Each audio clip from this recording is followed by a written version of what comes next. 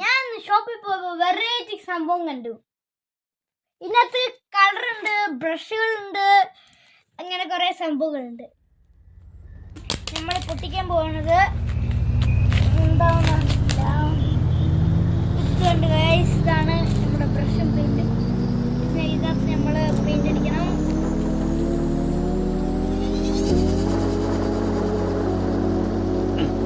മണി